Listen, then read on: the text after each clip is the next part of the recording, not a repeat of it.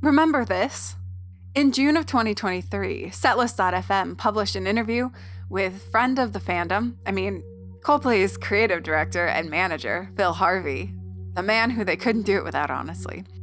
In that article, the interviewer posed the following question: can you tell us more about the creative vision behind the show being broken into quote-unquote acts? After which, Phil promptly pointed to an answer provided instead by Chris Martin. From Chris: it's split into 4 acts because it's a journey, traveling outwards into the unknown to then come home having learned something new.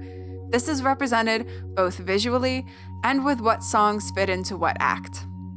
Upon reading this, I wanted so badly to analyze it. What does he mean? And I thought this would be a great topic for a video. It was also a very monumental undertaking for reasons as follows. If I were to make a video about the acts as described by Chris, well then likely what I would want to do is see how well those ideas actually work for the show that we have. He sounds so confident about the acts being there and intentional. We have seen acts being labeled on handwritten set lists as early as the beginning of the tour in 2022. Yet, none of this is outright stated in the show itself. I believe you could easily attend many MOTS tour shows without realizing there's supposed to be acts separate from the usual moving around between stages that has been a part of the band's act for over 15 years, not anything unique to this tour. If I were to analyze the effectiveness of these concepts for the acts, then I should be looking at the songs themselves and how those fit. That would mean I would need to figure out what songs have been played in every single show. Not only the songs that have been played each time. For every single show, what songs have been played. I made a spreadsheet. I'm actually pretty proud of it because I figured out how to tally the amount of times each song appeared in each of the acts. If I were to analyze the songs that were played for all shows of the tour, then that means I have a lot of listening and watching to do. Maybe I wouldn't do as much listening and watching as I could. Maybe I will feel confident enough in my Coldplay knowledge to not exhaust my research, but enough to do the thing justice. And that's what I did. Yes. I made that spreadsheet, and I went through all of the songs and wrote out thoughts about each one and the acts overall. That's what you're here for. One side note real quick, because I think it's mildly funny. My spreadsheet process involved copying every set list into Google Sheets, of course, using setlist.fm since it's right there. I started compiling this information not long after the article was published because I had that fire in me. I started and then did not keep working on it for quite some time. I was still in the 2022 shows. When I finally returned to the project, I realized that the way I'd structured my spreadsheet seemed strange. Everything was broken up by the stages that the songs were performed on. Why did I do that? The set lists on the website are broken into the acts, just as Chris had described. So I took some time to reformat my spreadsheet, maintaining the original stage categorization through coloring, but otherwise breaking the set list into 4 simple categories, the acts. Well, there came to be a set list that felt very different from previous ones. Some songs the band had played at certain points in almost all shows prior had been moved or else removed entirely. This was not an error, but I found myself wanting to double check, mostly to get a sense of if this was a one-off or if the changes made to the show would last longer than a single show. In the changes section of the page, I found out that all set lists had been changed to reflect the acts. That explains it. I had organized my spreadsheet by stages originally, because that's originally how all those set lists were structured on the website. More interestingly, in my opinion, is that these changes were requested and made by a Coldplay team member under the pseudonym Prospect42. We love to see the old Coldplay lore still kicking around. There was, in fact, a whole thread of conversation between members of setlist.fm debating whether these changes should be made to the setlist as they break consistency with other tours, and by default remove the stage information. It's, as I said, in my opinion, fascinating stuff, and I'll link that page in the description. And without further ado, folks, welcome to Music of the Spheres. Remember, every song is in an act somewhere.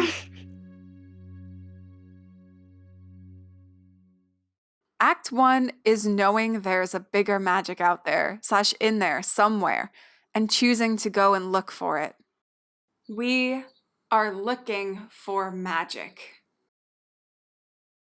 Before we begin the show itself, for this tour, the final song that plays before the band arrives onto the stage is the E.T. flying theme.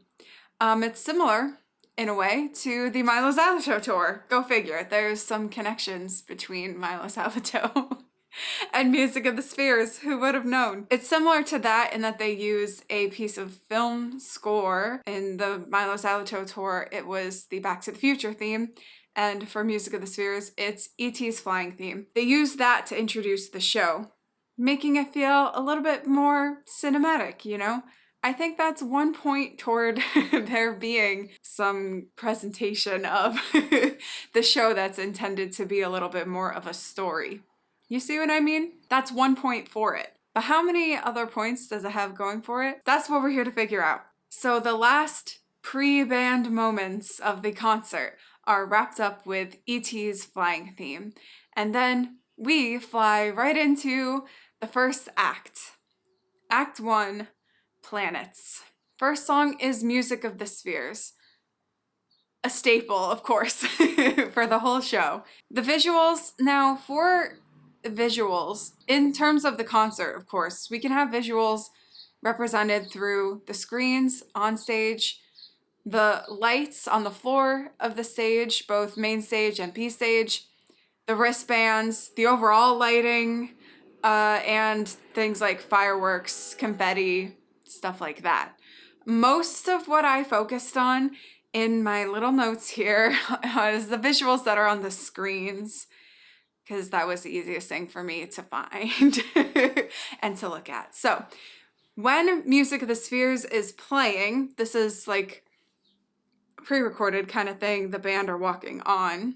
What we see on the screens is the title, Music of the Spheres, along with the fly-through of the spheres, pretty much exactly the same, if it is not the literal video preview of the album that we got in June or July of 2021, Overtura. It's that fly-through of the spheres. So this song was played in every single show. Music of the Spheres, I do feel that there's a bigger magic in this song. It feels like a countdown to something, and obviously then we get this like boom, boom, boom, boom, boom, boom, boom, boom. That feels like it builds up such a sense of anticipation. And of course, that leads directly into the next song, which does start with a countdown. So that's Music of the Spheres, which goes, like I said, right into Higher Power. This was also played in every single show. The visuals for this one, we see the Chaoticans dancing, and there are these light rays, which to me are reminiscent of hyperspace, but they're moving in a forward direction, so more like being shot toward a central point than coming from. It's like they're converging. There's also continuous clockwise rotation, so it's like moving forward and spinning, and rainbow confetti, yay! The song played in every show. Higher Power, it's a good question. Does it fit with this magic theme? To me, it's a calling, the call to adventure. That's how I could potentially see this. So when thinking about this journey, as Chris says, about knowing there's a bit bigger magic out there, in there somewhere, and choosing to go and look for it, we don't know for sure. Is it the kind of story where we're thrown in, where we already believe there's a sense of magic out there, or is there a discovery of it first and then a decision to go out and look for it? And so I think that Higher Power could fit into that idea of the moment of discovery and decision to go look.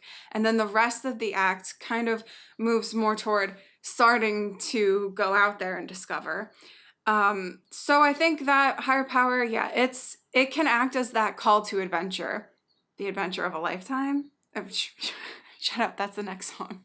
I do think that this is part of the knowing and choosing. So seeing the higher power, the magic, exists and deciding to go find it. And when you think about it, like it's written like so many other Coldplay songs, like a cheesy love song, right? Like, oh, you've got a higher power, like talking to another person. But it can also be thinking about, and it doesn't have to be a religious aspect of it either, although it's called higher power. But we can think about it as just like the universe, right? And being on one planet, seeing the spheres that are out there and thinking there's something out there for me to find. You, the spheres, have got a higher power, have got this magic. I think it could be interpreted that way. Yes. So, okay. Then comes, yes, yeah, I already said it, the adventure. Adventure of a lifetime. That's another song that has been played in every show. And so this is the typical sequence for the show to begin. This is not always going to be the case. There are many songs that have been played only a few times. There are some songs that have been moved around in different acts and stuff, but so far the very beginning of the show, it does tend to stay relatively the same. So we have, for visuals for Adventure of a Lifetime, the classic balloons coming out. The visuals on the screen, there's more dancers. So we already had the Chaoticans dancing. This time it's the monkeys, the apes, both. So actually, I thought that they're all monkeys, or apes, but there's ones that have all their fur. There's some that are more hairless or like not as fuzzy. But there's also the difference between just apes out there being themselves and then ones that are like wearing spacesuits basically, or at least they have helmets on. And so I think there may be two separate entities out there. The background behind these dancing creatures is more spacey stuff and with some kind of spheres moving. There's like rings that move, moving through these rings, some planet landscapes. So my thought is like these apes, they are explorers. Yeah, I thought they were all the same, but I think they might be two separate species. So what's interesting about that is when you pay close enough attention to if you're in it like me, if you pay close enough attention to the visuals, they are kept separate for most of it. These more monkey ape creatures and the ones with the space helmets on, that I think those ones are the ones that are fuzzier. They're shown individually throughout, so they'll like alternate back and forth between showing one and the other. But then at the very end of the song, when it gets to Chris singing, blah, blah, blah, want to share it with you, then they come together. So I think that's kind of interesting as well. Turn your magic on. That's what I wrote down. First encounter with others that have the magic and encourage turning the magic on in yourself. That's what I wrote down. I think that's pretty good. I think it's fitting. Absolutely. It's way easier, probably, some of these acts to fit Coldplay songs into than others. Adventure of a Lifetime, of course, this is like a beginning of the story, a big journey, a calling. Of course it fits in with that. And remember, we're thinking about this magic theme. So if we've realized there's magic out there and we want to go discover it, now we are discovering it and this is our first encounter with it. So I think that's how Adventure of a Lifetime fits in. Then from there, we usually get Paradise. The visuals for Paradise, oh man, I think they might have changed them at some point, but the ones that they have most recently anyway are just so beautiful. They're very much the same kind of color palette that I use for my own art stuff. So maybe I'm biased, but I'm definitely right.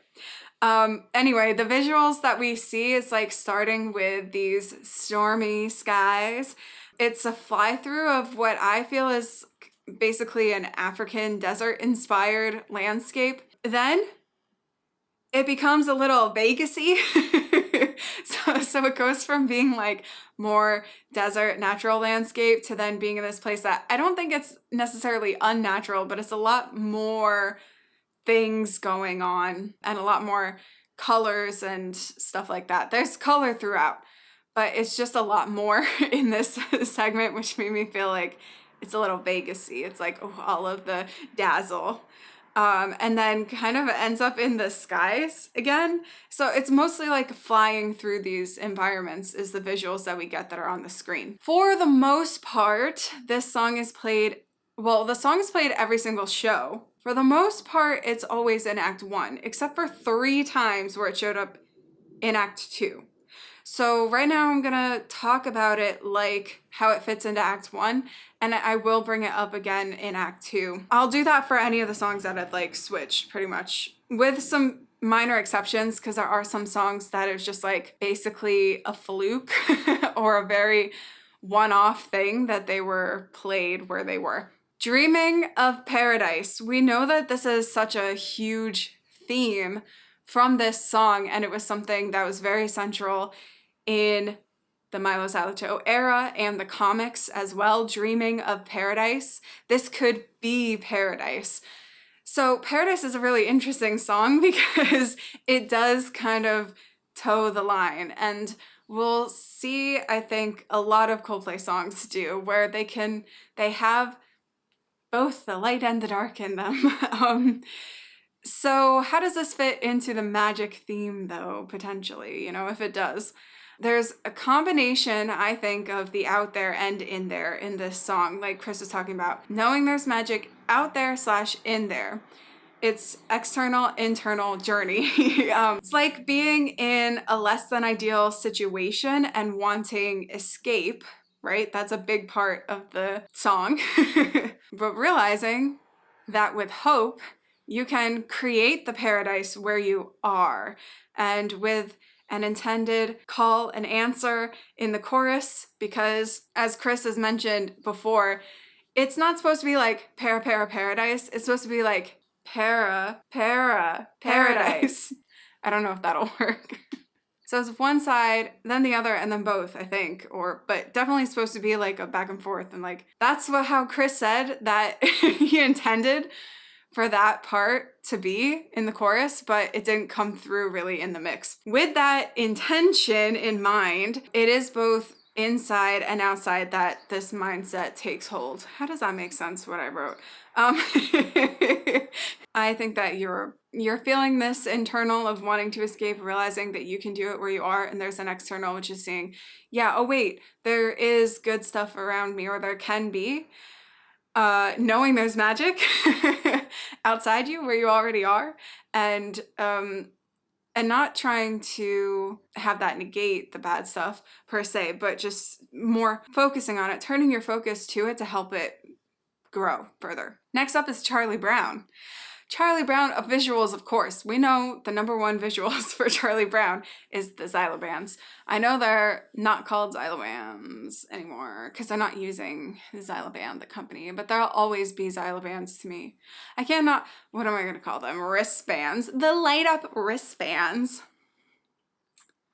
They're Xylobands. So anyway, the screens themselves are mostly just a band feed. There's a lot of songs that are mostly it's just the live feed of the band performing that gets displayed on the screens. So there's some of these songs that I'm not going to talk about the visuals for because it's just that, or there aren't visual, you know what I mean? Anyway, but this one also has, very interestingly, on the main stage, the little like half ellipse screen has a band of color at the top of it that cycles through the rainbow. Pretty cool, actually, pretty cool. The feed of the band that plays on the screens in parts, like in the very beginning, and I think more toward the middle of the song, where all the instrumentals are happening, they actually have this like multicolored echo effect on the feed, and it's pretty cool, I think. Pretty cool, actually, pretty cool.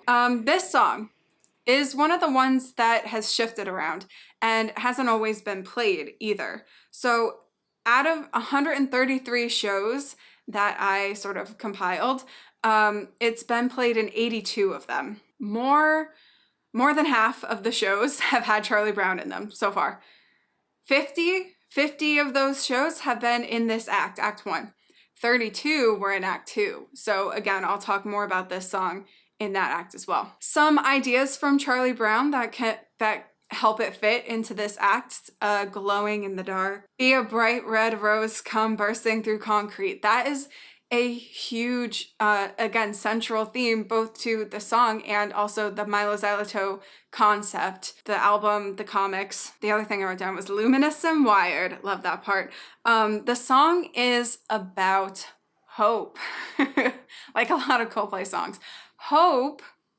Now here's a real insight for you. Hope is the real magic that Chris sees, I think. Hope and joy. Those are magic. Those are kinds of magic. So the magic is where there is hope for joy, present or future. Charlie Brown, I'll talk more about it, the struggle parts of it, when it comes up in Act 2.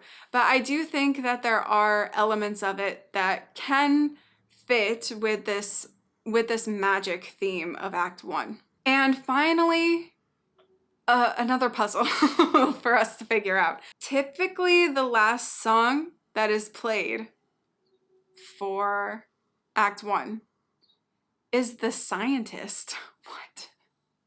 The Scientist. What? Remember that we are looking for magic, and we're already at the point where we've explored somewhat. So we're still exploring and finding the magic, right? So how does The Scientist fit into that? It's a big question mark for sure. When I first thought, I was like, what? Huh? Okay, the visuals for this is usually just the video feed of Chris on the piano, and that's all I wrote down. I think even once the rest of the band start playing, it's still mostly just focused on Chris playing the piano. What I do think is interesting and does fit with how I can understand this working where it does in the concert is that after the song is finished, they do the reverse. So I think what they're playing in reverse is the pre-recorded thing, maybe the actual album track, but the visuals are whatever the feed was up on the screen gets played in reverse. So how does that fit though? I think it can, but how? This song, I think it works at the end of Act 1 if you consider it as like a transition between two different acts, Act 1 and Act 2. I really think that's the only way it works because otherwise it's hard to find magic in this song. It's more like magic was had and lost, which to me sounds like a struggle. Act 2, what we're going into, is the struggle section. So it makes way more sense to put it there, right? But almost every show that's played in, it has been labeled as part of Act 1, and only once in Act 2. Okay, so here's how I see it. It's like we get to this end point, and we hear this song, and then the reverse plays, and I think we are going back. So I see it as like transition into almost like flashback of the life before knowing there was magic out there and going out to discover it. This life of struggle and reflecting on what came before, remembering the struggle from the past. That's how I can see it fitting. So if we think about Act 2 as like a flashback, and we're now moving back in time, we're moving backward in time, we're going back to the start where the struggle was. And then we'll see where we came from before going out to find the magic. Yeah. So in conclusion for Act 1, across the shows, Act 1, it does not change very often, so it's pretty consistent throughout most shows of the tour, which is great for me. Potentially, we can see the bulk of this act being the process of discovering the magic, so actually going out, seeking, and finding other ways of life, other ways of living. Very little in the beginning could be the initial discover and decision making to do so. I think we don't really need more of that than what we have if we are putting higher power, music of the spheres and higher power into that category. So we have that, then we go out and find the magic, and then potentially we get to this point where we're like, let me remember the struggle too. So now we're going into Act 2, the struggle section. Act 2, Moons. Act 2 is more of a struggle section. Life / the universe is rough and gritty sometimes. What is our struggle? First song in struggle section is Viva La Vida. The visuals, all I wrote down was blue and red. So I think that covers it pretty neatly. This is where we start going into the B stage for a little bit and then come back to the main stage. So the visuals are a little different for this section, obviously. I actually have a whole video about this song and Death and All His Friends together. It's not on YouTube because I use too much of the copyrighted music for it to clear. But the way that I see the song Viva La Vida is being actually a song about death. Death of a past once lived. What's interesting about this song, I think pretty rare in a lot of, especially newer Coldplay songs. I want to say newer as if Viva La Vida isn't from the first half of their career at this point, but okay. The thing that's interesting about this song is it's not really about external forces working against you, like many of the other struggle Coldplay songs are. Especially from Milo's Alto on, there's a lot of the rebellious themes. And so it's like you have something oppressing you and you break free of that. Viva La Vida is not that. It's actually more like, damn, I really screwed things up. That's basically the song. He's kind of reflecting back and he's like, wow, I messed that up. It's sung from the perspective of someone who once held a position of power and abused it and then was ultimately overthrown and tossed aside.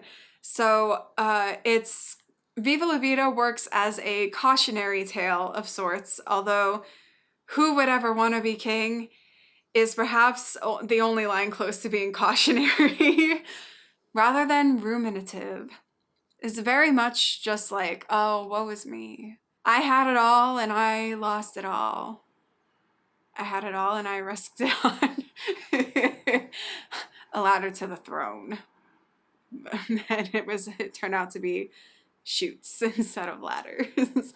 Anyway, Orphans is the next song that comes up on my list here. Orphans is another song that has visuals with dancers. The visuals for Orphans when it's played in this segment is the lyric video basically, but we do get to see some of the dancers from the video as well, the main video. So the context for this song, remember we're in the struggle section now, the context for this song is pretty well known and obvious. This is one of the songs like I was talking about external forces working against you. And specifically, this song is really about, or I want to say inspired by, but that makes it sound like a positive thing, you know? But it's reflecting on the struggles that are faced, especially by displaced Arab people, Middle Eastern people, and refugees. I mean, it can be broadened to that, but there are very specific references in the song and in the everyday life era that obviously point toward. What Chris has actually said about the song is it's about young people everywhere, I think, but particularly those who get labeled as refugees or migrants or something when really they're humans and got their own lives going on. They don't just fit under one label. So there you go, right from the man's mouth. Okay. Being forced from your homes, watching your homes destroyed, losing your innocence, losing your family, losing community, and there being just a general uncertainty about when you might be able to have a life like you once had, if that's possible. So that's really what the song is about. It's 100% as beautiful and upbeat. I think there is a little bit of bittersweet in the song too, because a lot of it is so bright, like musically, but then there's Guy's bass, which I think really brings a different tone to it. In any case, it is definitely a struggle song. For sure. So yes, this one really fits in very well. Third is God Put a Smile Upon Your Face. The visuals of this are a black and white feed of the band with red and blue alternating lights. Now, I'll just say The song's only played 3 times during the tour, so how important are the visuals really? I don't know, but I just wanted to note this because I thought it was kind of cool. In a way, it's reminiscent of the God Put a Smile Upon Your Face music video, which is in black and white. But I would say the actual grayscale filter that they have on there, the way that they've desaturated the colors, combined with the blue and red lights, actually gives it way more of a talk video feel. It's pretty cool. I love that kind of aesthetic, of course. Talk is my favorite Coldplay music video, and God Put a Smile Upon Your Face is, I think, my second favorite. So yeah, this song was only played 3 times during the tour. And weirdly, only once in Act 2, because you would think that this fits well as a struggle song. So why? First of all, why aren't you playing it more often, Coldplay? Why don't you play it in every show? And then also, why did you only play it once in Act 2? Okay, because, so let me be clear why I think this fits so well in Act 2. Is it too surface to say this song is fear of the afterlife, of whether or not you're going to hell? It's kind of similar to a particular line you might be familiar with from Viva La Vida, which is, I know St. Peter won't call my name. It's basically thinking like, I know I was a terrible person in life and I might have to suffer the consequences of that in death. Maybe, but with Viva La Vida, it's not really concerned about the afterlife. With God Put a Smile Upon Your Face, it's actually uncertain about it. So this song is like a fear of the afterlife, of whether or not you're going to hell. That's fun. Believing yourself to be a bad person despite the good that you were given in life. And some questions that I feel the song prompts, what makes us good people? How can we know before death whether we have been good enough? Does what we do in this life even matter beyond? And I think that a lot of this comes through. This is why I think the music video is so underrated, because I think these themes really come through in that video. Also, the shots of the band themselves, like, whew, you know what I mean? It's the best they've ever looked, and and there's some really cool geometry in those shots too, with having the members aligned as they are in the frame. So go watch that freaking video. Anyway, when you work out where to draw the line, your guess is as good as mine.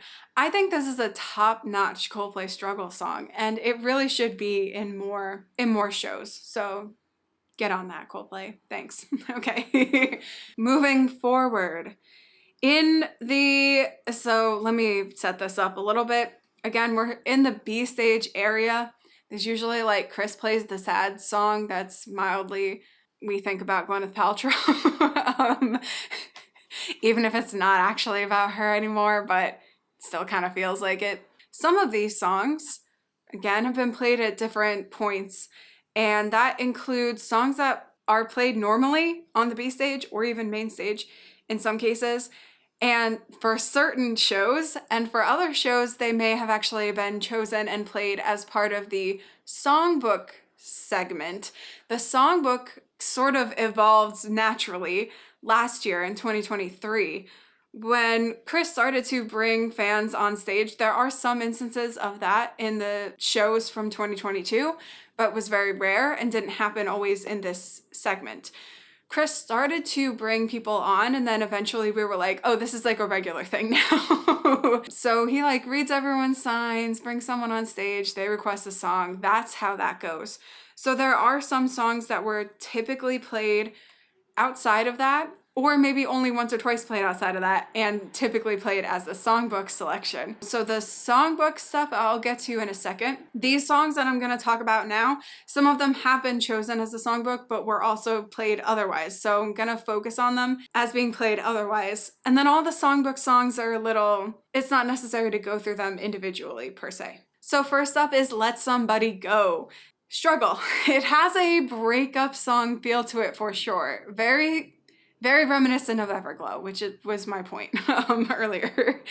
But Of course, this song could easily be about any kind of loss and works really well considering that it was released after the beginning of the COVID-19 pandemic, which had a lot of loss associated with it. So this one to me feels like a very obvious struggle song.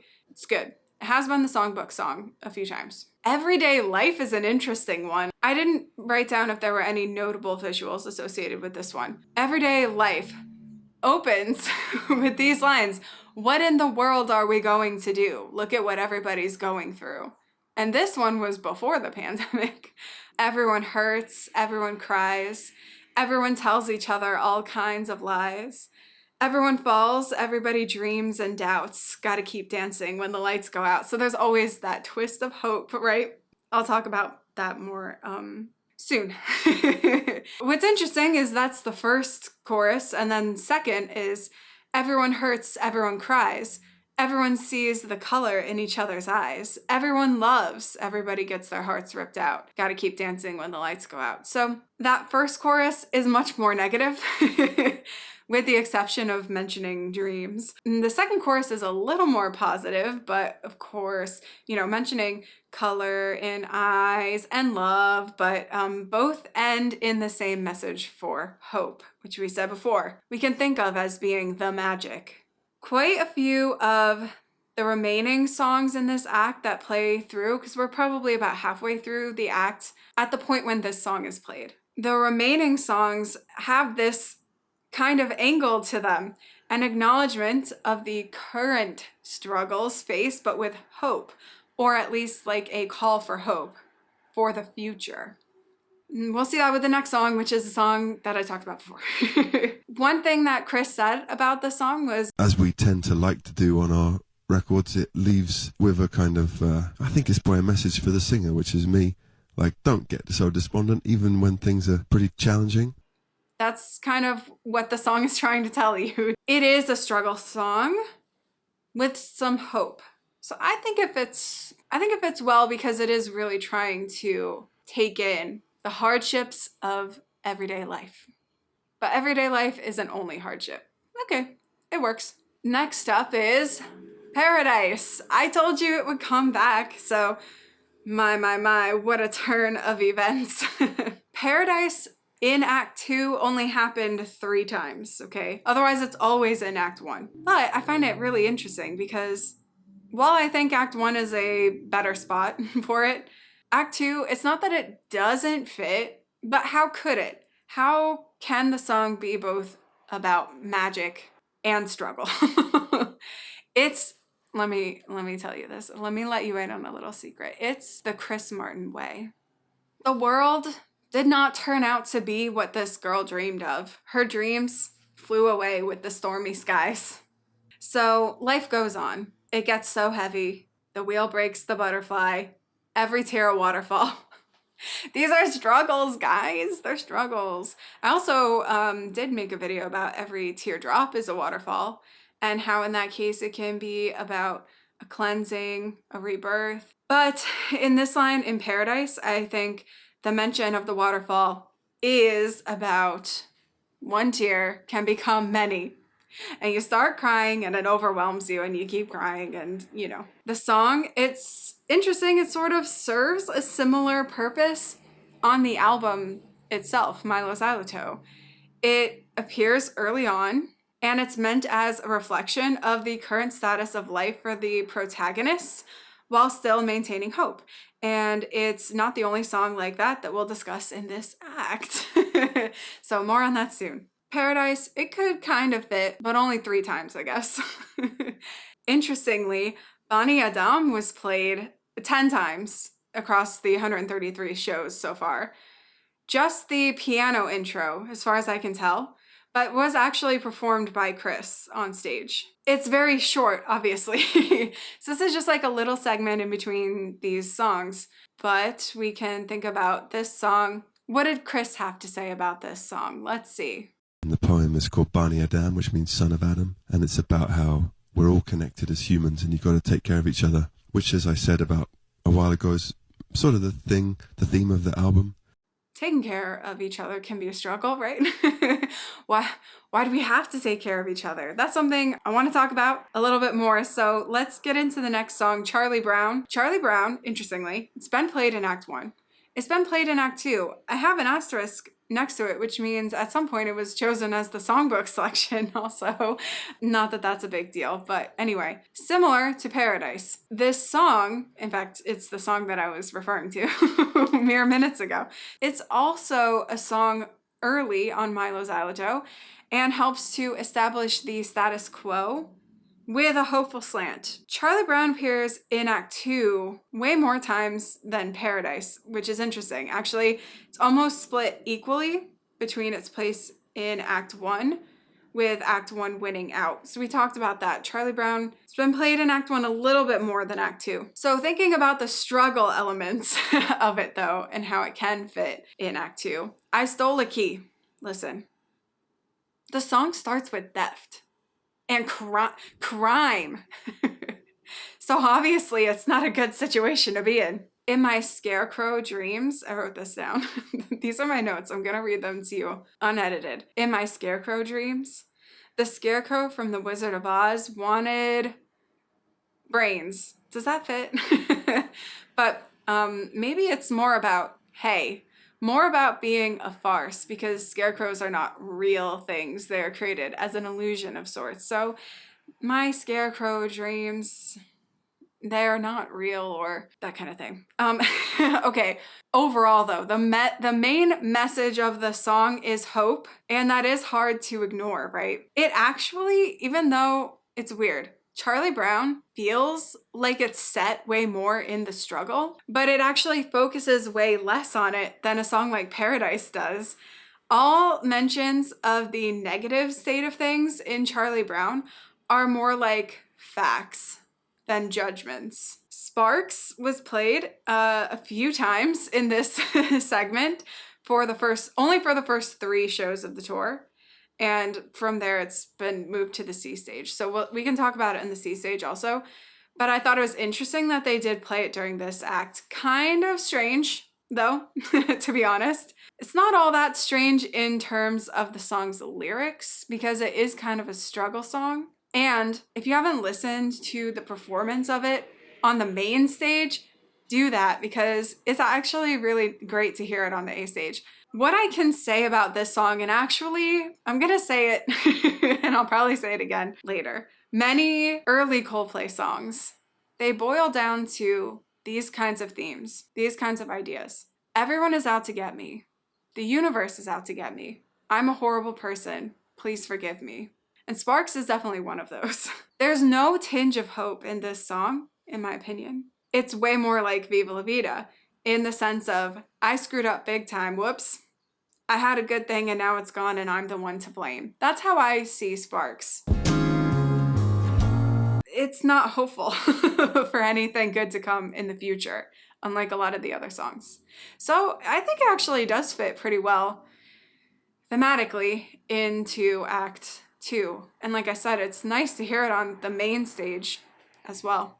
Something just like this has on occasion been played in Act 2. This is not the Light Club. The Light Club shows up in Act 3. The visuals for it, when it was played in these parts, the lyric video, and there's some confetti and pyro that happens. Something just like this is interesting. It's another song that is like, isn't this just a cheesy love song? What's struggle about it? I think there actually is quite a bit of struggle in something just like this, because my interpretation of this song is it's really about self-doubt and self-worth. And guess what? In the song, it's like, where'd you want to go? How much you want to risk? I don't care about you being superhero, fairy tale bliss. I want something just like this, right? So I know I skipped some lyrics, but you get my point. That's the idea of the whole song, right? But guess what? If you have that self-doubt and you have struggles with your self-worth, it doesn't always matter what other people are saying to you. It doesn't necessarily matter if someone else tells you they like you just as you are. You can still struggle with those kinds of things. I really think actually it's a good place for that song if it doesn't appear in the Light Club.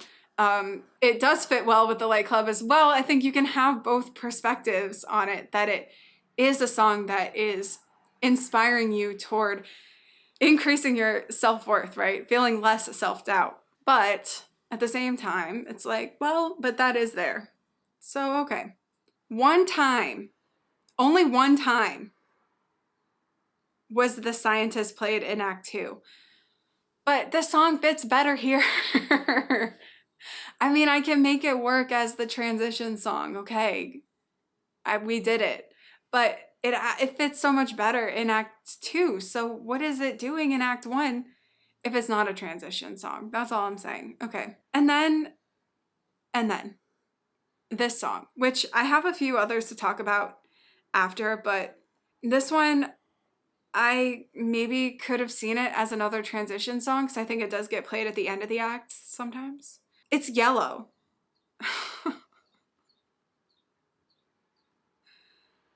Okay. What is Yellow doing in Act 2? That's all I can think of that it could function as another transition song, because now we're moving. I mean, like I said, I still have a few more songs to talk about. But when Yellow gets played, we are moving from the struggle into Act 3, which is a happier act. But Yellow is not a struggle song. There's nothing about Yellow that I can make fit as a struggle, as rough or gritty, which is what Chris described the act as. Life and the universe can be rough and gritty sometimes. Nothing about this song is rough or gritty. Nothing about it. I can't even find one little line to be like, oh yeah, that's how it fits. Nothing. So it has to be a transition song, or it does not belong in this act at all. Why? Coldplay. Why did you put The Scientist in Act 1 and Yellow in Act 2? Why isn't Yellow in Act 1 and The Scientist in Act 2? Anyway. Okay, guys, hear me out. The real struggle is a meta commentary on the struggle to find struggle in Yellow, because I do feel like I'm struggling right now. Or the struggle of Coldplay to explain what yellow is supposed to mean. Why yellow, they ask. Why indeed, Coldplay? Why? Why yellow? Why Act 2? Coloratura. This song is also not as much struggle, and unfortunately, not at all long-lived on the set list anyway. They played it 5 times. So it's also meta, maybe? The struggle is the struggle to fit such a beautiful song into a stadium show set list. A struggle Coldplay have yet to overcome. In some ways, maybe. So many of the hopeful songs are like exceptions that prove the rule. Meaning that while a lot of these songs have messages of hope, they wouldn't need hope if the struggle didn't exist, right? So even songs with positive messages, which I think Coloratura has a positive message, they're built on a foundation of struggle. Then I wrote like Waymond Wong from Everything Everywhere All at Once. He gave a whole speech toward the end of the movie about how he stays positive in life. He has hope. And it's his way of coping with the struggle of life. It's his way of being able to live. I think that it could be a similar idea, that although a lot of songs we are listening to by Coldplay in general, a lot of the songs they choose to place into this Act 2 struggle act, they have messages of hope. They still touch on the struggle, and even when they don't touch on the struggle that much, the hope is necessary because the struggle exists. Without the struggle, we wouldn't need the message of hope, right? Right. Thank you. Okay. Moving on. In My Place. The visuals for this song, usually just the band feed, but it's kind of got an orange-red tint to it, which I think is cool. Many a Coldplayer would say this is a struggle song because they have to keep hearing it. And to that I say, shut up. I love this song. I love hearing it, so especially when it's on the main stage. so I don't mind if they play it all the time. I know there are a lot of people who are like, play something else already. Haven't we heard In My Place enough times? Okay, but for real, remember, before the songs that are like, ugh, I'm struggling and I'm not a great person and the world is against me, etc., what I said about the early Coldplay songs. This is kind of one of those songs too, I think. It's also about the waiting and kind of an entitlement, if you think about it. And how long does it take us to achieve the things that we are trying to achieve? And what is the price that we pay for it? I think in this case, it's love. That is the it about which Chris sings in the chorus, for example, or acceptance at least. How long must you wait to be accepted? I think that's actually interesting, particularly once we focus on the theme of Act 3. Okay, so I like that angle on it a lot, actually. How long must you wait before you're accepted into your community? This song is great for being very flexible in its meaning because the lyrics are so vague. So that's why I think a lot of Coldplay songs appeal to a very broad audience, because there are so many different ways to interpret it. And the music itself is great also, you know? So this song works wonders for being able to fit really in multiple places in the show. But I think Act 2 is a good enough place for it. Maybe Act 2 or Act 3. Hymn for the Weekend. When I Was Down. So this is another one that's like, is there really a struggle in it? A struggle section song? Well, when I was down, when I was hurt, when I was a river dried up, when I'm low, low, low, low. I think, like I mentioned with Coloratura, and it was honestly same for Paradise, Charlie Brown. It's like a way of acknowledging that the struggle exists by creating a hopeful mindset.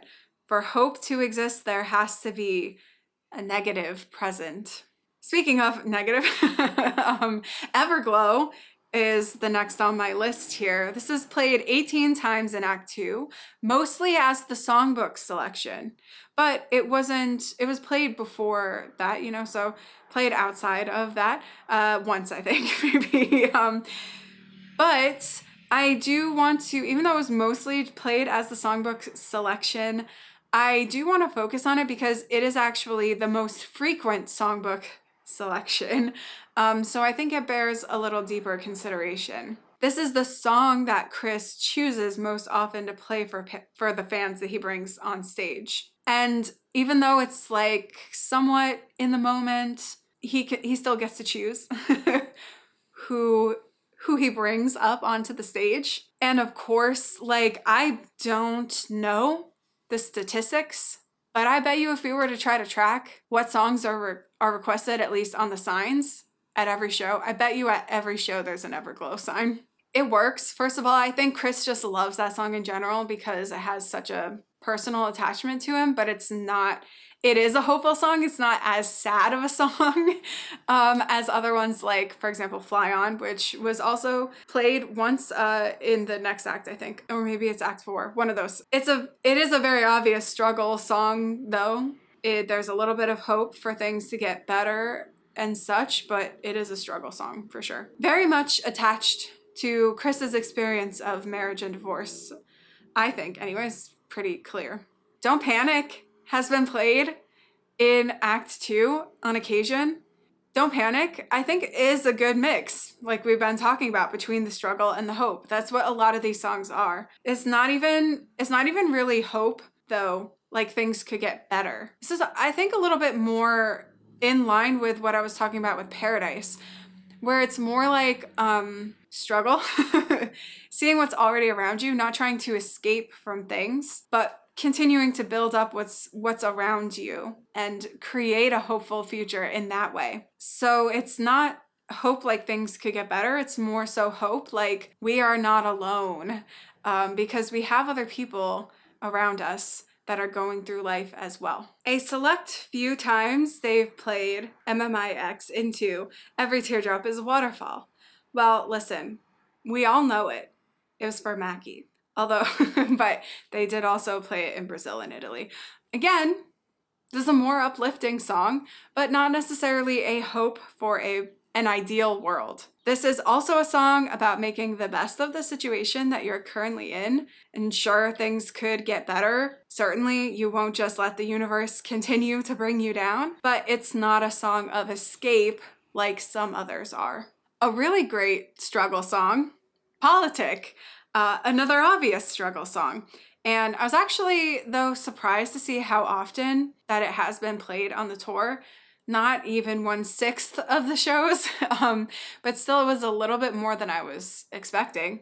I guess because they never played it at the shows that I went to, so I was like, oh wow, they played it like, I think almost 30 times. It's an obvious struggle song. I think if you're gonna put Politic in, yes, Act 2, perfect place for it. Next is Speed of Sound, which why I sound so shocked is because it was, first of all, played.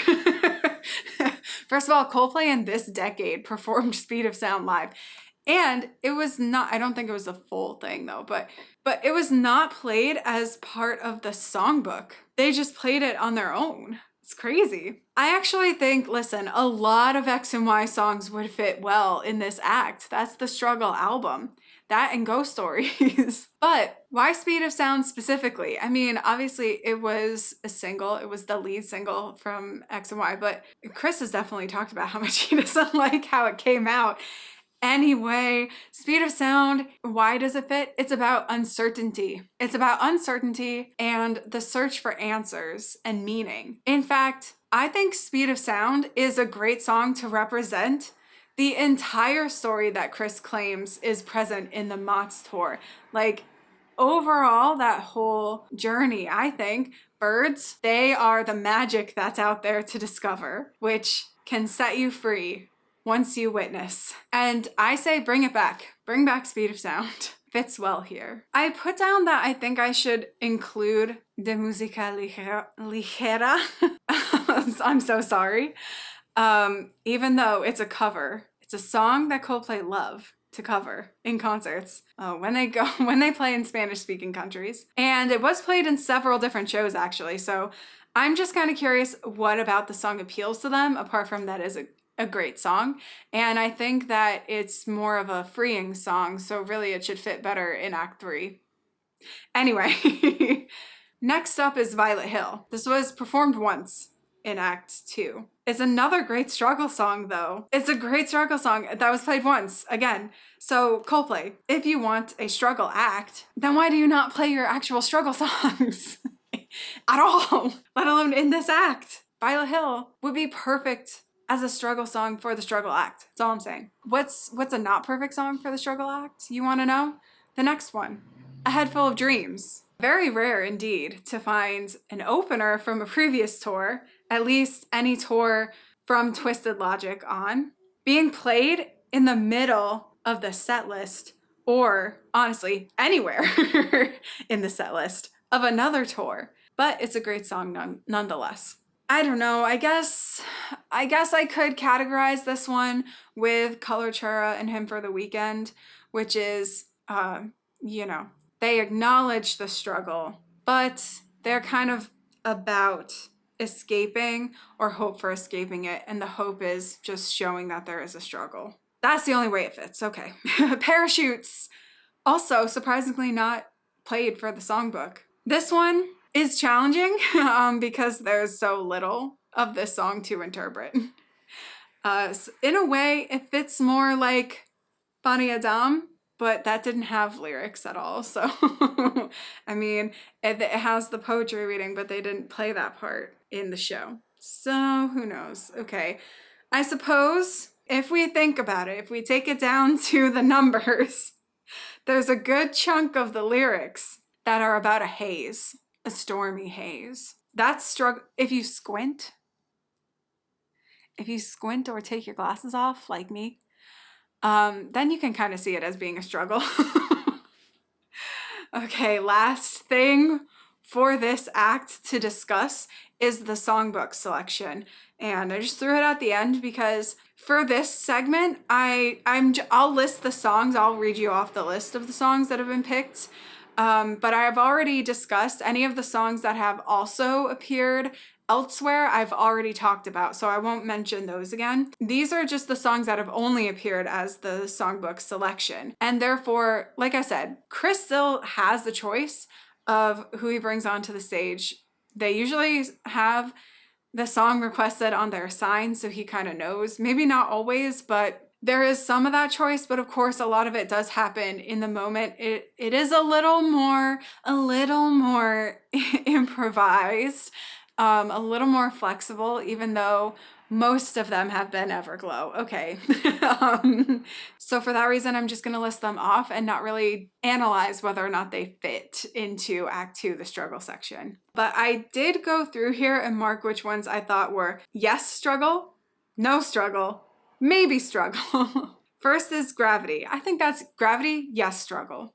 Fly On, yes. Green Eyes, no. Magic, maybe. Till Kingdom Come, maybe. Up and Up, maybe. Daddy, yes. Us Against the World, yes. Everything's Not Lost, yes. Strawberry Swing, maybe. Champion of the World, maybe. The Hardest Part, yes. A Rush of Blood to the Head, yes. Trouble, maybe. Swallowed in the Sea, yes. Warning Sign, maybe. Some of these, like Trouble and Warning Sign, for example, I've marked as maybe because the struggle in those songs is clearly the fault of the person singing. It's not life or the universe in such a passive way, as I feel was described in the description of this act. Okay. It's like, you messed up this situation. It's not like something bad happened to you. Probably you happened to someone or something else.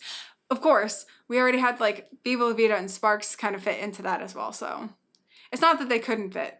That's just why I marked them as maybe, honestly, is because we already have songs like that in here.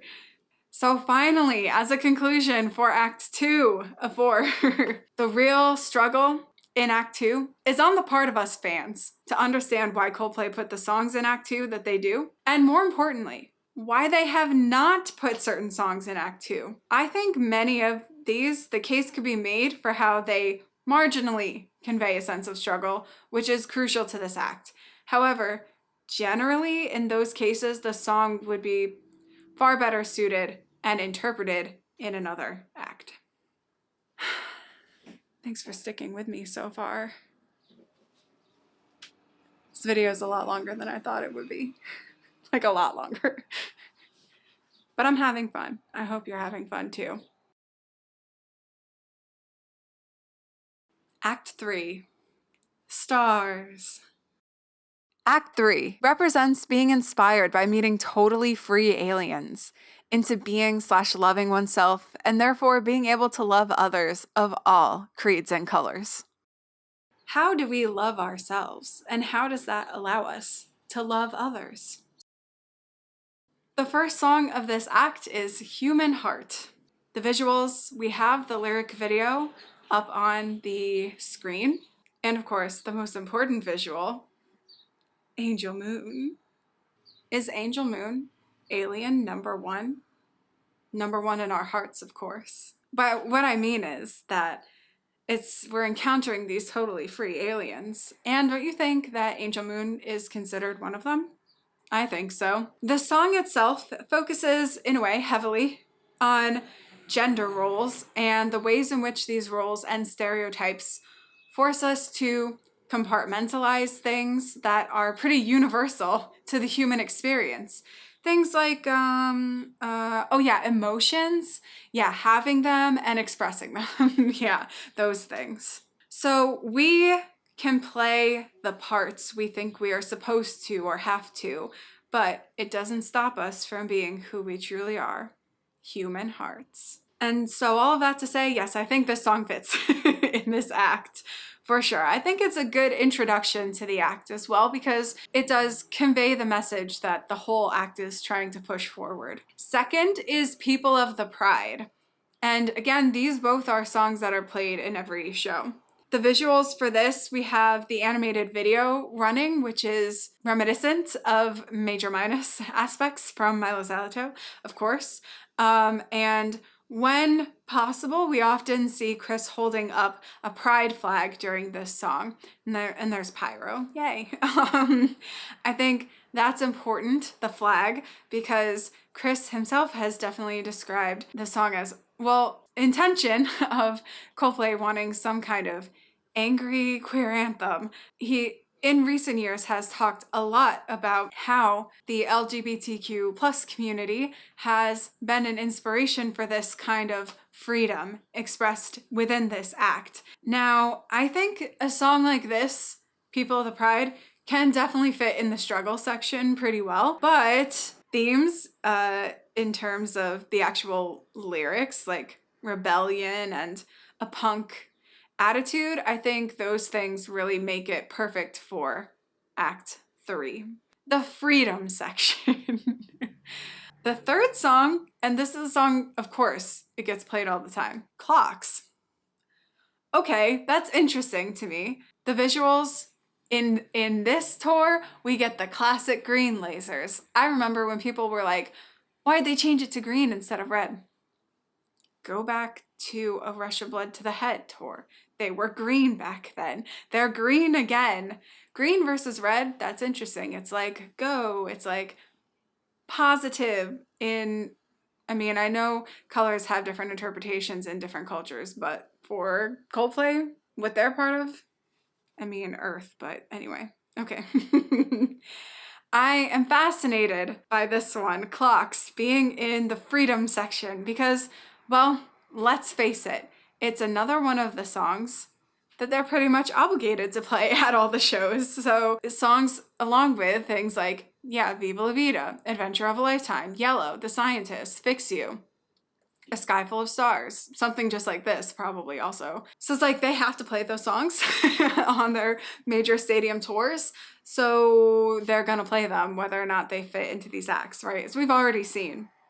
But let's be real, they did fit into the acts, they just put them in the wrong acts. Anyway, so they have to play it, but where they place the songs to me is interesting. How does Clocks then fit into Act 3? Well, at first, honestly, I'm like, I don't know. I think it should be in Act 4, shouldn't it? Act 4 is the home, the return home. And in this song, he says, home, home, where I wanted to go. Come on. Except that it's, in this context, about finding your new home. The place where you belong with the free aliens. And how once you've been exposed to that freedom of self, you can't go back. Lights go out and I can't be saved. Tides that I tried to swim against have brought me down upon my knees. I think with this interpretation of Clocks, like finding a new home, something, that magic being turned on is, you know, earlier they said turn your magic on, now it's turned on. Guess what? Now, I think it fits then. I'm pretty satisfied with that. If we interpret the song in that way, then it fits in Act 3. I still think it could be well suited for Act 4, since there is a return. Infinity sign. This is the start of the Light Club. And actually, in moving from main stage back to the B stage, kind of before the Light Club, plays If You Want Peace, Be Peace. If you want love, be love. And then we get the ladies and gentlemen, welcome to Music of the Spheres. Remember, everyone is an alien somewhere. That's very alien themed, very free alien themed. Yes, of course, that fits in. And it's our introduction into the Light Club with these visuals, the alien masks. So these are our aliens number 2 through 5, right? Some of them are robots. Some of them are, I would say, Marvin the Martian inspired. Others, Toy Story inspired, honestly. So, and maybe a little bit of Monsters, Inc. if you really think about it. Infinity sign the music gets played in parts. And there's also the Every Teardrop is a Waterfall excerpt that gets played. Vocal, I turn the music up. I turn the music up. I turn the music up. By the way, the music, I don't think gets turned up. This song in general doesn't really have lyrics to interpret. The meaning's not so important to know the actual translation of those words anyway. The meaning, I feel, comes across well enough in the music itself. And here's how I would describe Infinity Song to you: an absolute ascension of a song. In particularly the live intro to the Light Club, these little bloops come in while the forwards alien intro plays over the Welcome to Music of the Spheres. And then it's like drums, drums, drums, drums. And the synthy parts with the olays start playing. And then one of my favorite parts of the song, which is when Johnny and Chris come in and we hear the piano and the guitar together, their little like duet. And then the Every Teardrop is a Waterfall sample starts playing for a little bit. And then they have Johnny playing his guitar with the little bloops like winding down, and it transitions into the next song from there. So they don't play the full song.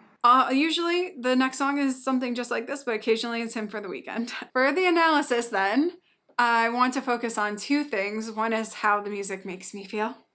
And second is the inclusion of Every Teardrop is a Waterfall loop.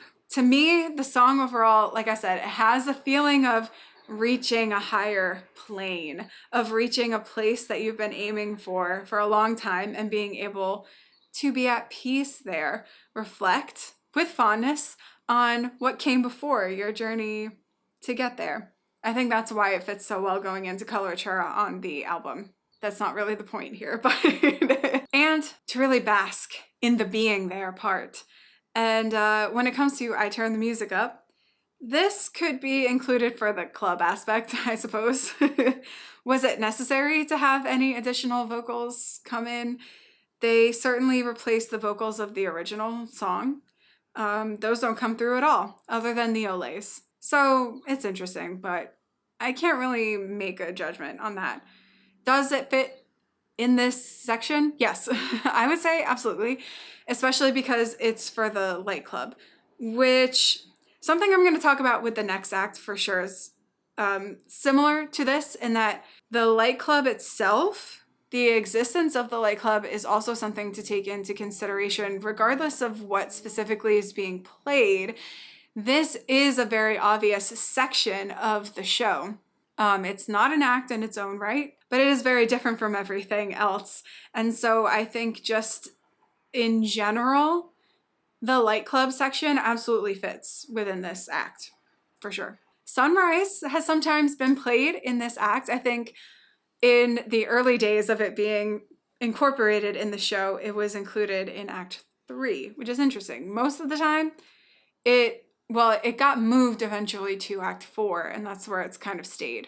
It's an instrumental again, and what I imagine when I hear this song is a place that sits in the destruction of like a natural disaster, but it's in the calm after the storm, the mourning after a tragedy has taken place. Mourning and mourning. Those high strings that come in later in the song, I always picture as a bird that is like crying out in sorrow. Is this depressing? I don't see Sunrise as being a happy song. To me, it's so emotional in a very like upsetting way. But of course, it wouldn't be a Coldplay song if there wasn't hope.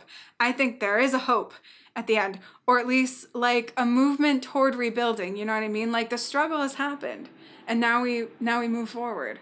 That's how I see this song. So honestly, I would put a song like this in the struggle section, and if it was up to me. But this song, it's really just used as a transition song anyway, especially in Act 4. So I think that's fine. And this is only my personal interpretation of the song anyway. So in the Light Club, the first real song, I guess, of the Light Club, it's typically something just like this. As we talked about already, this song is all about self-consciousness and self-worth. Accepting who you are, the strengths and the weaknesses, because what is so freaking special about being a perfect person anyway, huh? It's not necessary to be extraordinary on your own. Together, that's how we'll make it through. No, wait. Also notable that this is the song Chris signs, a new thing to this tour, and it's part of the Light Club, so all the band have their alien heads on during it. Now they are the totally free aliens. It works, sure. Hymn for the Weekend is sometimes played as the alternate to something just like this, and usually when one is played over the other, they kind of swap places in the show. It's really, Hymn for the Weekend gets played when they play Eterna, which is a newer thing, of course, since last year. A song we still haven't heard yet. So, I mean, not really. But anyway, in terms of Hymn for the Weekend, we have some visuals, which is like fabric pattern type animation that I think is pretty interesting, and kind of a moving through rings like other visuals. Hymn for the Weekend, we also already talked about that it's like, on this side of things, it's like feeling free, feeling drunk and high, you know? The joy, freedom. I think this song probably works way better in this act as like a celebratory kind of thing than a struggle song. The next song that gets played in the Light Club is typically a Midnight remix, which has some pretty cool visuals of Chris running, and they have the screen display on the stage itself, which of course when you're at B stage you can't really see it, but but that's kind of cool. Midnight, the song, is there freedom in it? I would put Midnight, maybe just because it's from Ghost Stories and because of the tone of the music video, feels more like a struggle song to me than a freedom song. But the remix is beautiful and it fits really well in the Light Club itself, so I'll give it a pass. Eterna, that's the alternate to Midnight. So when Eterna gets played and they play Hymn for the Weekend before, that's kind of the progress of the Light Club there. We still get the same kind of visuals with Chris running. This song, we don't know too much about it yet because it's still not released. And all we've heard is the clip that gets played during the Light Club. Seemingly though, this is another song about togetherness and another song which is pushing forward this message that we all bring something unique to the table and we're stronger together. Apes together strong is I wrote apes together strong in my notes because I've been watching the Planet of the Apes movies. But it's true. Stronger together than we are apart. We have something that others don't. Others have something that we don't. And when we combine our abilities, that's when we make progress as a whole. It's necessary to have that ability for love and acceptance in order to accomplish this. And likewise, seeing it be accomplished is encouraging to continue developing and nurturing that ability for love and acceptance. I wrote all that about a song we've never actually heard. My Universe is up next. BTS and Supernova 7. Are these our aliens for this song?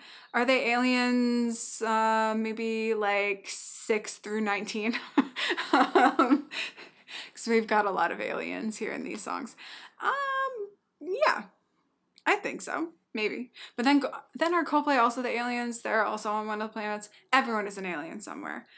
Are they all free? Yes, that's the point, right? Okay, anyway, visuals here for this song. We have a landscape fly-through that's like kind of similar to Paradise. In the chorus, it has more like what I saw as like a hyperspace tunnel travel type animation, and the Epiphany sphere colors, sometimes more like black light colors, and also BTS members show up on the screen when their parts come up. Chris has talked plenty about how this collaboration came about, that someone had said to him that BTS would be interested in collaborating with Coldplay, but he felt uncertain that it would work for a long time, and that when this song ultimately came about, he felt it finally would fit with them.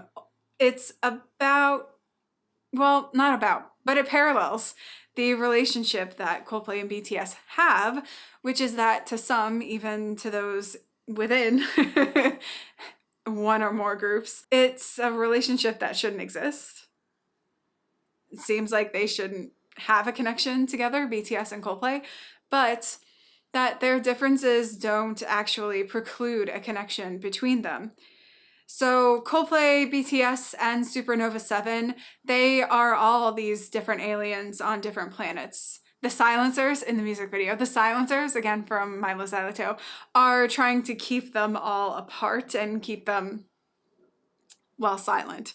That only comes through, like I said, in the music video, of course, and not in the lyrics at all. And so it's not a struggle song. It's the fight against the struggle through and through, in my opinion. And then I wrote down, we are made of each other, baby. That's what I'm saying about this section. We are made of each other.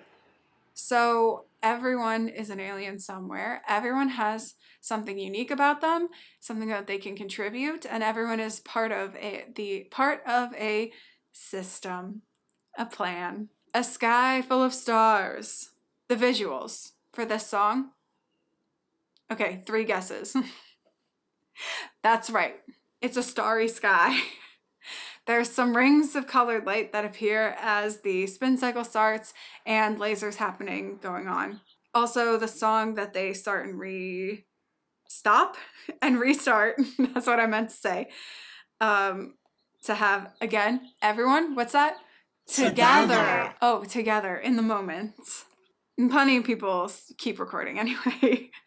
This song, it doesn't really have anything to do with identity per se, which is what I'm associating a lot of this act with. But it sure is a freedom song. I don't care, go on and tear me apart. That's a letting go of a need for self-protection and giving yourself over to something else. So accepting that it might not always be good in the moment, but that not staying stuck inside yourself and closing off the world around you, not doing that, it will open greater, more magical experiences than you could imagine. So I think that A Sky Full of Stars does fit well for this part of the show. Again, similar to the songs from Milo Xyloto, I believe it serves a similar purpose on the album from which it came as well. Coloratura has been played in Act 3. I think perhaps it does fit better in this act than in Act 2, the struggle act, for the reasons that I've just said about if we think about this as being the freedom to be yourself and also recognizing the power of everyone together. I think that Coloratura does fit that well. It's the epitome of togetherness, and in this song he talks about the people who came before and made the discoveries that pushed us forward to where we are now. And of course, we now are pushing forward for those in the future. And if we all work toward a better future, then we can certainly accomplish it. And together, that's how we'll make it through. In conclusion for Act 3, Act 3 works really well for me. I think it's the kind of theme that Coldplay really push forward in their music, so there's plenty of it to choose from, basically. Especially in the eras since Ghost Stories. A lot of their music has these kinds of themes in it since 2014. So it's really easy to make this act work. It's not too challenging to fill up the act with songs about being free and loving yourself and other people despite flaws and hardship. So overall, a pretty solid act. Along with Act 1, probably the most fitting for the show.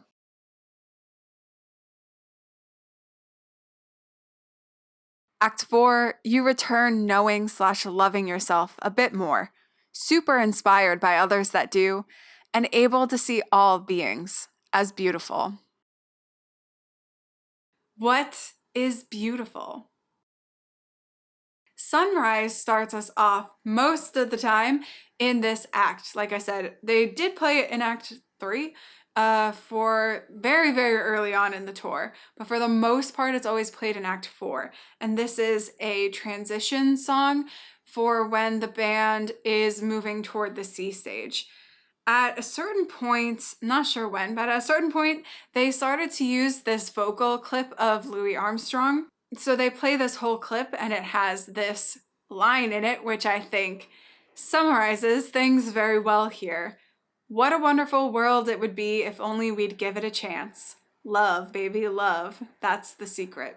So the visuals for this are a video of a sunrise, go figure. What's interesting at this point is that these giant spheres emerge from behind the stage and on either side of the stage. They come out, it's these spheres of music fame. The sphere balloons, I think, is particularly interesting to note because to me, that's like this act, we're returning home now.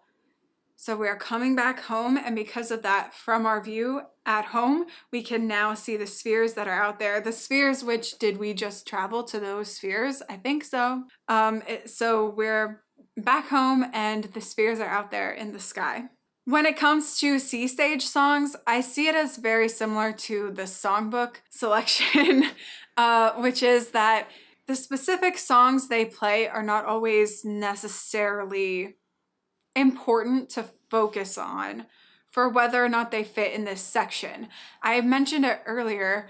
I kind of think there's a lot in this portion of the show, this final portion of the show, that the individual songs themselves don't necessarily matter as much. I mean, they do, but whether or not they fit is less important because the way that the whole thing, the whole act is set up, I think conveys its own message as well.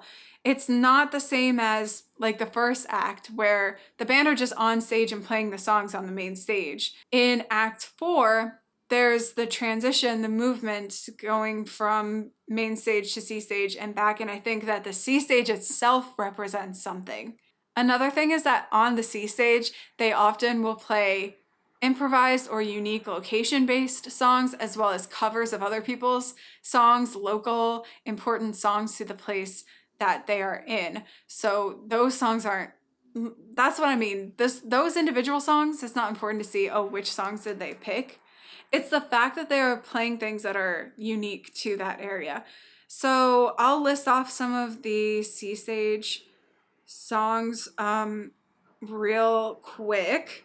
We have had Orphans, God Put a Smile Upon Your Face, Everyday Life. Sparks is the main one, so I will talk about that just a little bit. Visuals is just the feet of the band. Honestly, though, I think they play it because of TikTok. And one thing to note, the C stage is also like the acoustic section. So Sparks does fit well there musically, but not necessarily thematically is the thing. Sometimes they played something just like this, which is really interesting to me because when they played it in this act, it's always on the C stage, I think like 3 times. And it was always something special, like they brought in like a choir or whatever, but always when they've already played the song during the Light Club. So that is what I found interesting. They didn't replace it earlier on in the show when they did play it. They played In My Place, Everglow, Don't Panic, Green Eyes, Magic, Till Kingdom Come, Daddy, Shiver. They've played The Astronaut twice, once on the C stage, and they did do it once on the main stage when they did the Live in Buenos Aires broadcast. Us Against the World, Violet Hill, Cry, Cry, Cry. More recently in the tour, they started to do the Jumbotron song, which I think is fun. And then there's been many other songs that are covers, songs Chris made up about the location, that kind of thing. Quite a few of these, interestingly, are struggle songs. Some fit well with the magic concept, etc. Okay, but the C stage is an important part of Coldplay shows, and it has been for over 15 years. It's the time in the show when they bring themselves to the people in the back, of course. Now that they play stadiums exclusively, it's not really even in the back. It's still the back of the floor section. If you're up in the nosebleeds, you're nowhere near them still. So it's not really possible to do it in the way that they could, even when they were doing like the arena shows, let alone when they were still playing amphitheaters. Now that they could go in the back. So it's the back of the floor section, but still. And And like I said, it's also the acoustic section of the show. So a lot of songs that they try to play can fit into that style of playing. Often during the C stage, they will play some known Coldplay songs, yes, and covers of other songs, as well as unique songs for the location they're in. Like I said before, toward the end of the tour up to this point, Chris started to do an improvised Jumbotron song where they find someone in the audience and put them up on screen and Chris would sing about them, which I think is kind of funny. So generally speaking, the C stage, the purpose of the C stage section, no matter what they're playing, is it's all about audience engagement and making an experience which is unique to that specific show. So like, of course, every show is different. Every night is different. Chris mentions it in the concert, like this combination of people in this one place at the same time is it's never going to happen again like this. So it is unique regardless, but in this section, they're really trying to emphasize that, increase that feeling. So there may still be parts of this that repeat, like playing Sparks, for example, and there are opportunities for unique things to happen earlier in the show. Those things are true, but the C stage is meant to represent that specifically. Then from here, there's songs that are mostly played every single time to end the show. There is some exception to that. The song One World, another song that we haven't actually heard yet. I had thought that they did this on the C stage, but it's not marked in my spreadsheet as being on the C stage. In any case, this was like them trying to get the audience to sing so they can record that and use that in the studio version of the song. So we don't really know what's happening with that other than we also had Coldplay request online for people to submit singing for this song too. We don't know if any of it will be used, frankly. Maybe they use all of it, maybe not. I think it was introduced as in the show as like they wanted to do this at every show and get recordings from all across the world. So then having the online thing and anyone can submit anywhere without having to have gone to a Coldplay show, I don't know if that's meant to replace it or what. And I don't know if we'll ever even hear the song anyway. Okay. Humankind. The visuals for Humankind, they're usually just the band feed with some red, orange, yellow tones and images of how I've described it, life. Eyes, flowers, branches, roads, etc. But honestly, it's life, but circles. Everything's circular. I mean, they put them up on the circular screens, of course, but there's roundness to everything that is on the screen. If it's not directly a circle, there's still aspects to it. Lyrics for the last line of the chorus, they put the lyrics on the screens. You know, they break up the words across the screens. Late in the game, there's strings. Late in the game, Chris does the strings, like confetti strings. Finally, there's these bursts of bright white light, which dissipate almost into stars. This song, we are home, but we're thinking, what is beautiful?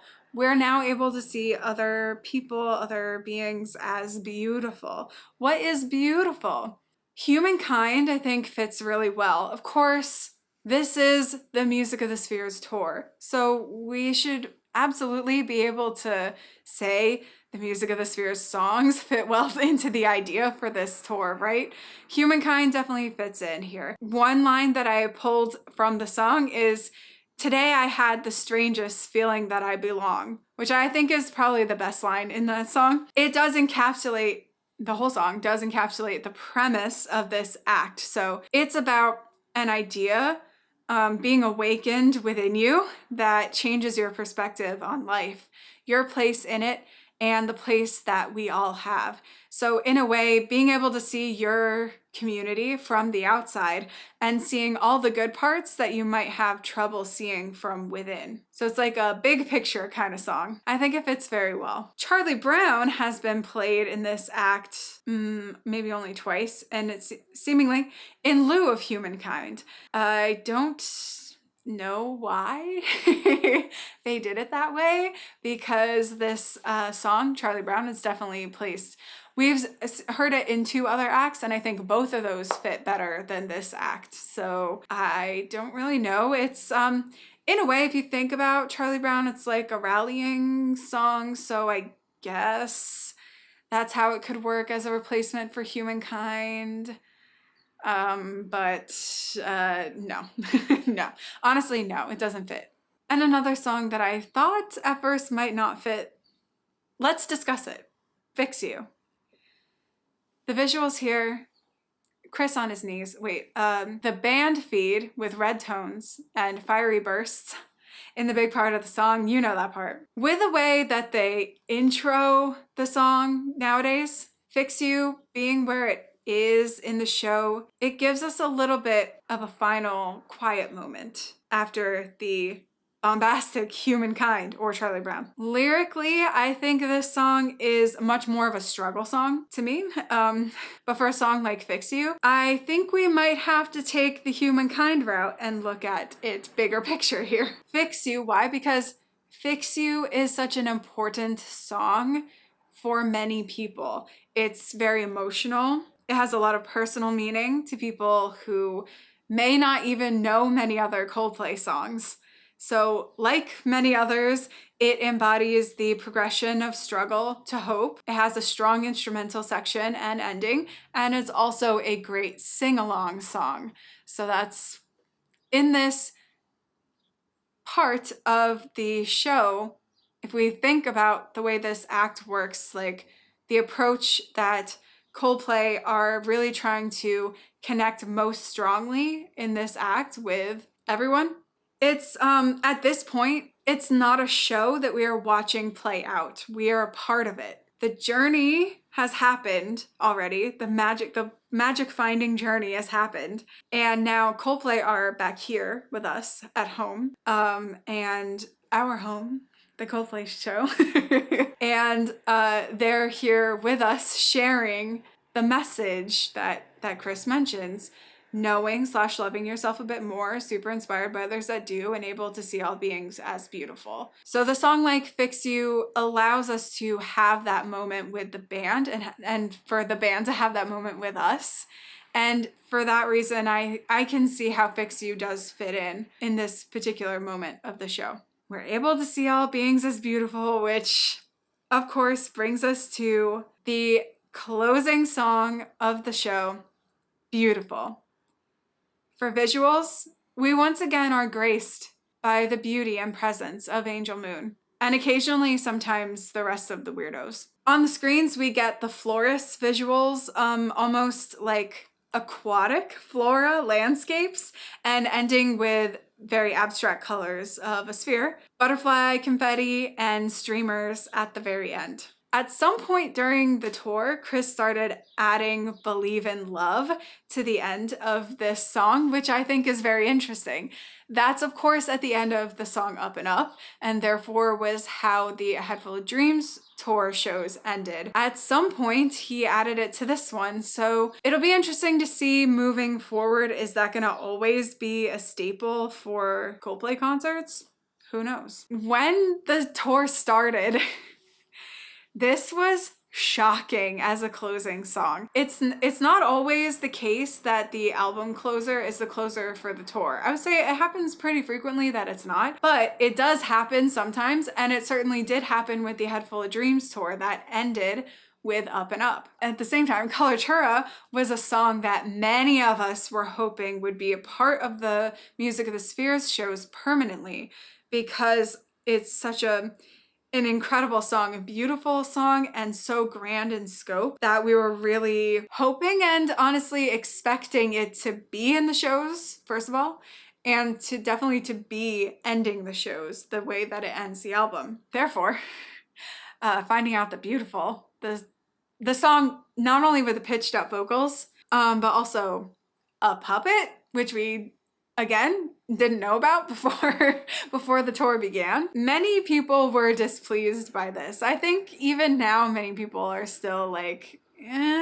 on it, but not all of us. Angel Moon for life. Of course, of course, though, hearing these ideas from Chris about the acts of the show and a story being told throughout the concert, It makes a lot of sense to have this song ending the show. This is absolutely the message they want everyone to leave with, including to believe in love.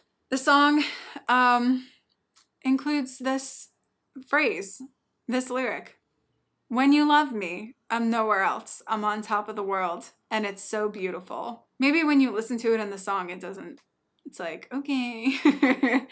But when you pull that out of it, that's the message. And that's what Coldplay are trying to convey through here. So I finally understand why they ended the show with beautiful.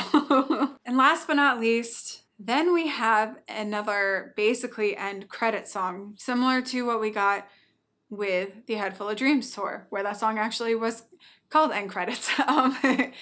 This time we have a different song called A Wave. A Wave. And this plays while the credits roll on the side screens. And the main stage has the Believe in Love text. The fireworks go off. We get spheres on some of the small round screens from this one particular show that I looked at from November of last year. Those seemed to be the Neon Moons, Epiphany, and Calypso. Interesting. Okay. This song, it has not been released officially. We know about it from the show. It's seemingly play the song in full over the end credits. And you can, of course, hear that version of it online. Speak in a language without a name. Is it speaking or speakin'? Either way. One day we'll see each other again. It's a goodbye song. It's also kind of a little sad, but hopeful at the same time. It's a perfect song to end the show with when everyone's like leaving and you're like, oh, just come off of this high of being in a Coldplay concert. Being in a Coldplay concert, all of us. I think that's fair to say, actually. So, yeah, it's a great song. It fits. So, final conclusion for Act 4. In this act, I feel that the songs themselves are way less important. The meaning of them, the individual songs, it's way less important for them to fit neatly with the theme because of what Coldplay are doing at this point of the show.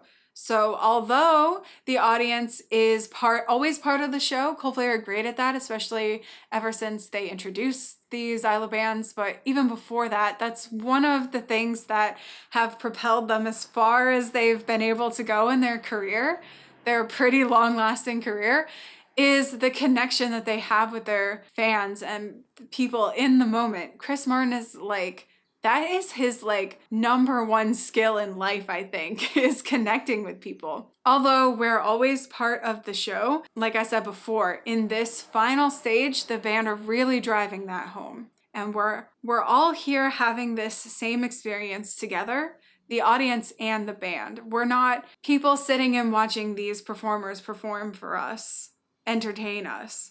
We are being entertained, but it's more of an engagement and a connection between the two different sides, audience and musicians. Music of the Spheres, Brooke's version.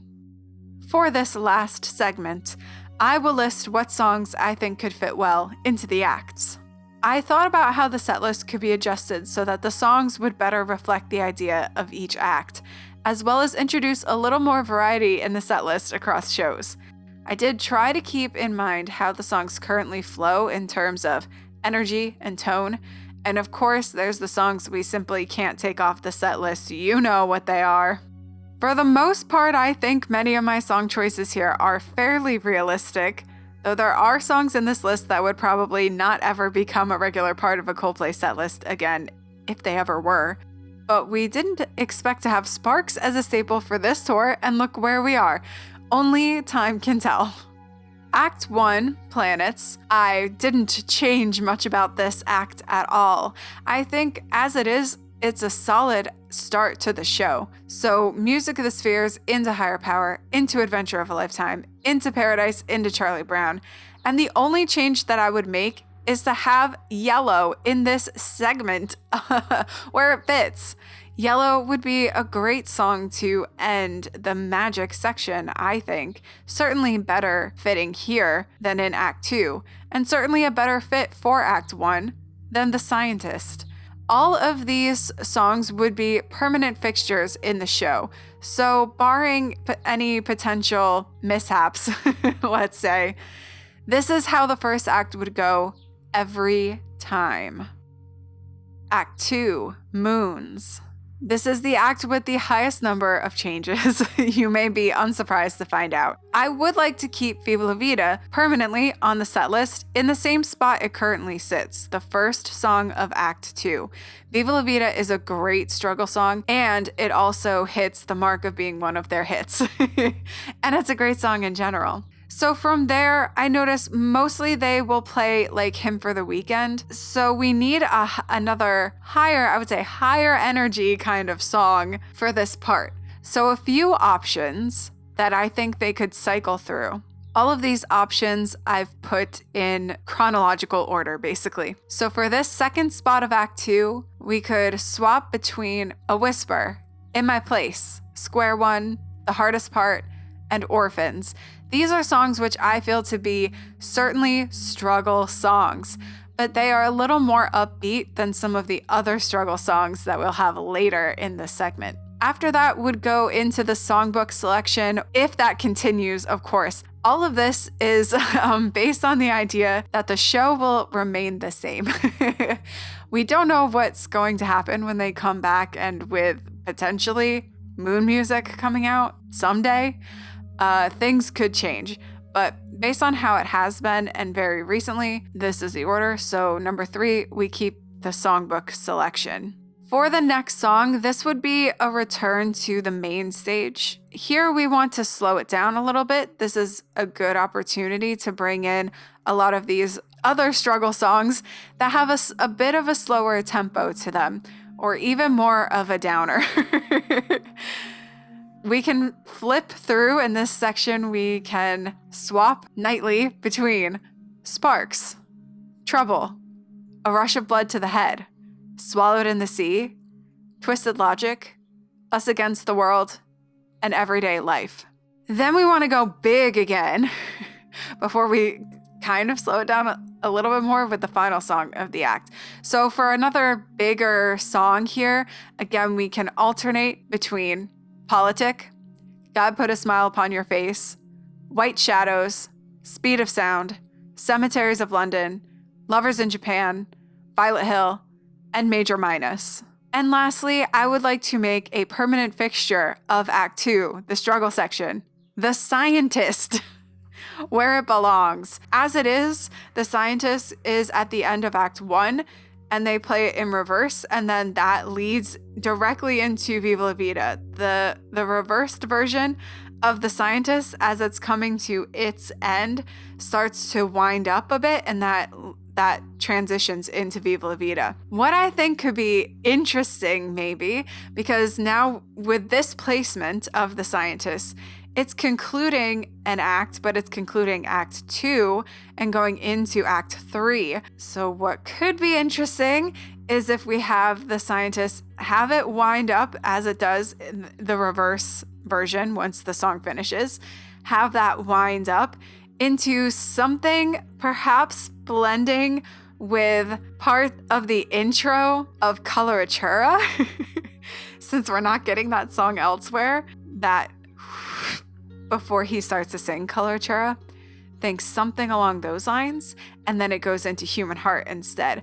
And I think in that case, we would cut out the humming of the beginning of Human Heart and just have it start right at Chris singing, Boys Don't Cry.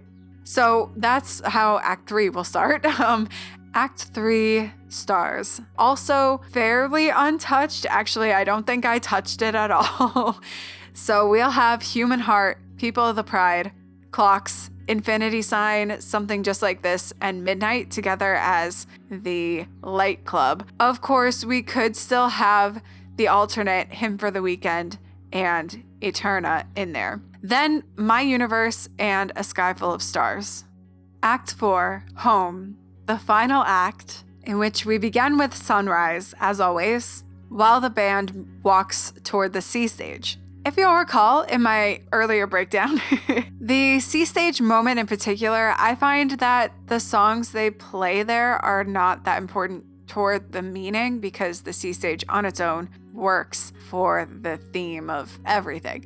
So I did pick a few songs that could potentially be played like that I think would be cool to be played there, but they're not revolutionary by any means. Here, for example, for the first song on the C stage, they could cycle through songs such as Green Eyes, Till Kingdom Come. I know, I know, Green Eyes and Till Kingdom Come. Wow, they've never played that on the C stage before. Lovers in Japan acoustic, for when they're not playing Lovers in Japan in the struggle section. And then C stage song 2 could be something like, oh, I don't know, Don't Panic, High Speed, Sleeping Sun. This is my dream. I just thought, what are some songs that could sound good in an acoustic format, you know? I think we don't need sparks here on the C stage. It's a good acoustic song and people like it, but let's change things up a little bit. The third song for the C stage could stay as a cover song or local song, something that's more unique to the specific location that they are in, or the specific date of the tour. So that's very flexible. We'll keep that spot open. Then they return to the main stage, and I think that first song that they could play, well, we could have some songs like Miracles, Hypnotized, Champion of the World, or just keep it as Humankind. I think that worked really well for that section. Then we have the final run. Well, I guess it's 2 songs, so not really much of a run, but I would keep those the same. Fix You and then Beautiful and A Wave would play over the credits. So yeah, for the most part, the show can stay relatively similar. I think it's really in the struggle section where they have a lot of opportunity to play way more songs than what they have in the rotation, and also songs that are actually more about struggle. I have a lot more of struggle in them, you know? And songs that don't get played very often in the shows, while still pretty much maintaining, again, all of the hit songs that we need to have. Yellow, The Scientists, Fix You, Clocks, Viva La Vida, Paradise, Hymn for the Weekend, May Come and Go. Something just like this we have in there, you know, for the Light Club. A Sky Full of Stars, always there at the end of Act 3. So I think this could work. Would Coldplay do it? Because I know, I have some songs in here that are pretty unrealistic to think of them even performing. Twisted Logic, Sleeping Sun, Miracles, Hypnotized. Come on. But you never know, okay? Never say never. It could work. It would work, I think, if they would play them. That's the caveat. Listen, it's not me. It's Coldplay. So blame them. Okay, well, that's mine. If you want to let me know what you think other songs that could fit well into the set list based on Coldplay's, or if you have any feedback on mine, feel free to let me know. From the planets to the moons to the stars and back, home, there's no doubt that Coldplay take us on a journey through each of their shows. So much thought goes into the show for each tour, from the songs themselves to the lighting, confetti, pyro, and other features that connect us all as one big band. The concept as set forth by Chris for the acts of the Music of the Spheres tour is solid, a progression found very commonly in storytelling throughout human history. When it comes to the execution of developing a set list which fits the concept mold, Coldplay fall a little short, namely when it comes to the so-called struggle section.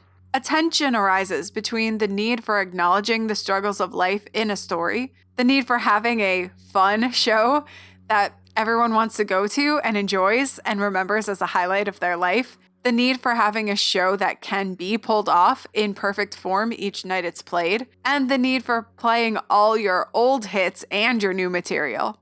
A band with over 20 years worth of albums and many, many hit songs would unsurprisingly have difficulty with the balance. However, hits or not, Coldplay have the songs in their discography to pull it off. should they ever want to take a little more of a risk with the songs they play in their global stadium tours. And you, dear viewer, what are your thoughts about the Acts of the Music of the Spheres shows? Does it work or not? I'm sure there's plenty more to say on the matter than even what I could say in my nearly 2-hour video. What kind of changes would you make to the setlist or anything else about the show?